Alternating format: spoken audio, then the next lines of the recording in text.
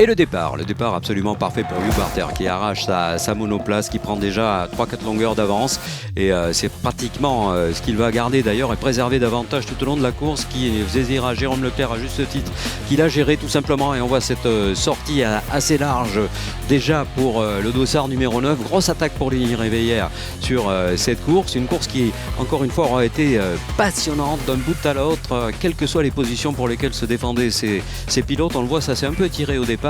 Et ensuite, il y a eu quelques retours remarquables. On a aperçu à l'écran Geronimo Berriot, l'attention des mécaniciens, l'attaque absolument parfaite, scolaire, académique du numéro 27 d'Edgar Pierre, qui aura fait une course brillantissime. Et les explications qui vont montrer, quel que soit le niveau auquel elles se produisent encore une fois.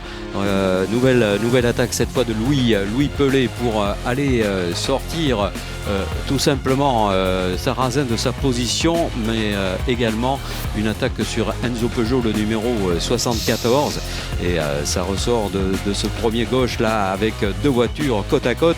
Personne n'a souhaité lâcher l'affaire et on le voit, Peugeot va ressaisir l'opportunité de reprendre sa position en tête du peloton de chasse, ce qu'il fait parfaitement à l'entrée de la ferme, qui est un virage assez compliqué, qui se passe très vite en monoplace. Et ensuite on voit que l'équilibre est strict, hein. On était vraiment à la limite, et une voiture qui est en difficulté dans ce groupe de 4, alors que bien entendu devant c'est une autre affaire, une belle affaire, une affaire qui permet une double victoire au pilote australien Hugh Barter, qui passe sous le drapeau à damier, sans exulter d'ailleurs, hein.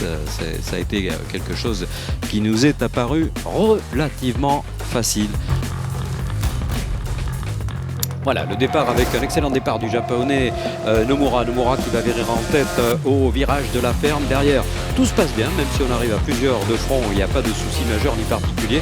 On voit son compatriote là qui est bien parti également. Hugh Barter tout de suite décide de partir à l'assaut de ce groupe, toujours conduit par le japonais à l'issue de ce premier passage dans la rectiligne. Et puis un très beau duel entre les Sertois et Cabanela. C'est là un accrochage dans le premier tour qui a expédié de voitures à l'extérieur. Et puis voilà, un retour sur la piste ensuite pour un des deux.